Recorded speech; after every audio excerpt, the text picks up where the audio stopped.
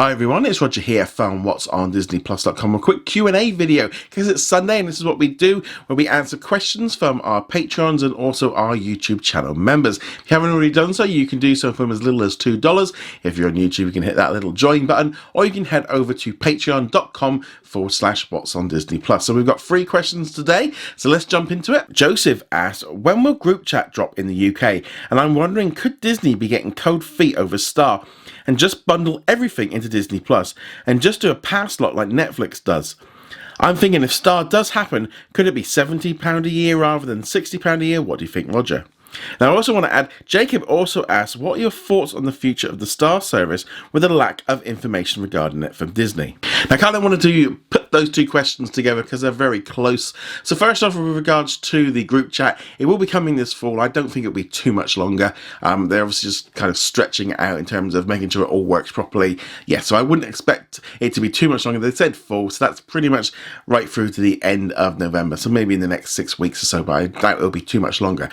Now with regards to Star, now this is something that is very interesting because if you're unaware what Star is, Disney are planning on launching another streaming service that will consist of content from other brands such as 20th Century Studios, Searchlight Pictures, ABC, FX, etc. Now this is going to be an international branded, and it's going to be very different than what we've seen so far. They've even said that it's going to be, sometimes it's going to be integrated with Disney Plus, like in Disney Plus Hotstar, or it might be something completely different.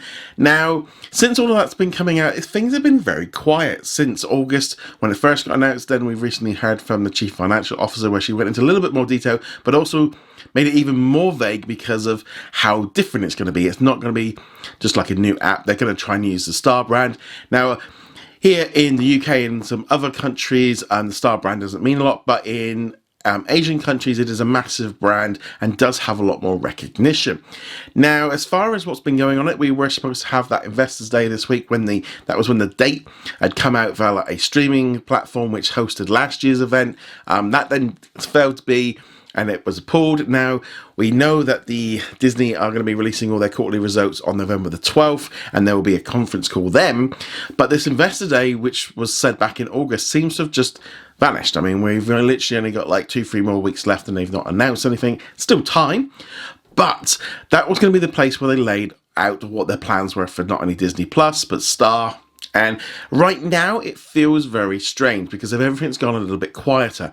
But also this kind of rollout of content onto Disney Plus, like Ford versus Ferrari in Australia, and some of the other content arriving on Disney Plus, like The Right Stuff and the upcoming Clouds movie, where they are much more mature. There's some movies dropping onto Disney Plus lately which you maybe wouldn't have expected back in January when we were kind of going through that whole thing with Love, Victor and High Fidelity.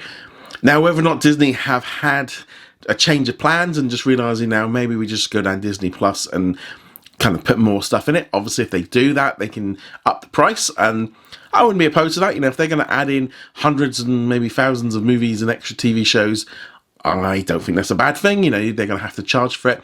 I personally think one system is a much better way of doing it, because it just makes more sense. You know, it's much more powerful against the other brands, but also more importantly, all the other brands have all got this much more variety, and Disney Plus has kind of become this little thing, and like The Right Stuff really stands out away from all of that. If we start seeing more of that and some of the more movies arriving, I think that's a good thing.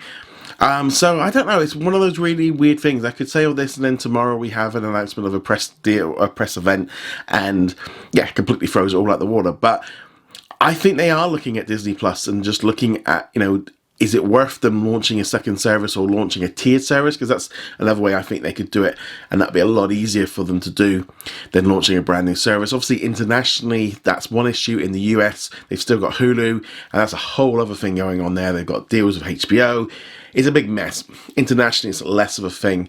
So I'm hoping that we will find out soon enough. But some of the content arriving from 20th Century Studios is really starting to kind of play on the idea of going, yeah, it doesn't really make a lot of sense for them to do. I don't know. It's all over the place.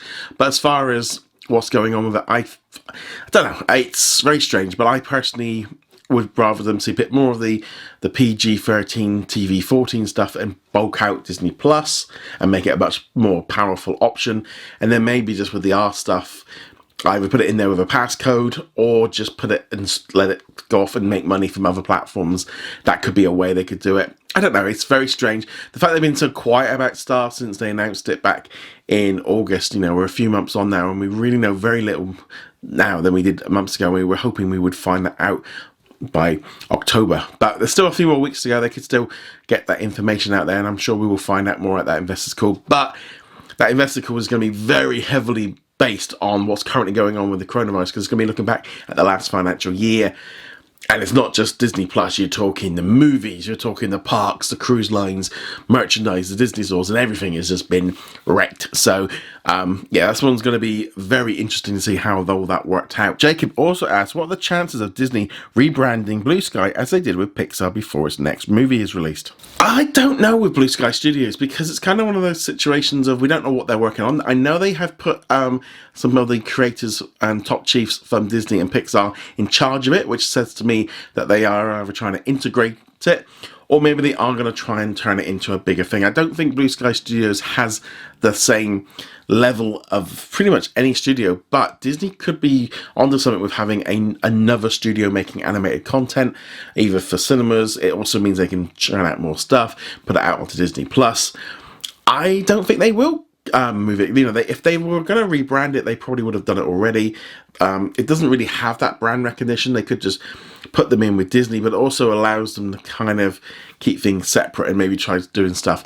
I haven't watched Spies in Disguise yet. It has come on a few weeks ago here in the UK, but just haven't got around to it. Again, I want to watch it, but it's not drawing me in the same way of because it's I don't know what it is. It's something about anything that's usually not Disney or Pixar. I tend to eventually get around to watching it, but I will one day watch it. I did watch Call of the Wild instead. That came on like the following week after it.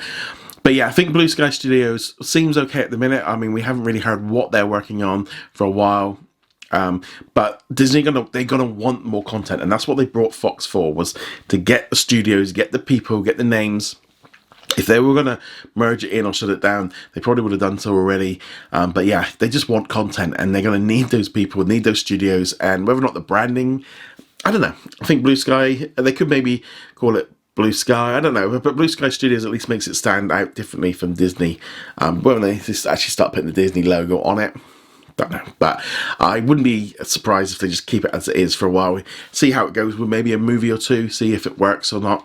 But there's a lot of cool characters there. You got Ice Age and Rio and Ferdinand and a few other things, which I think are a big hit for Disney Plus. So there we go. That's all of the questions for this week. Again, a big thank you for everyone for submitting those questions. You can do so if you become a patron or also a YouTube member, which you can find details below. Go check us out over at whatsondisneyplus.com. Like, follow, and subscribe, and I shall see you guys in another video. Laters.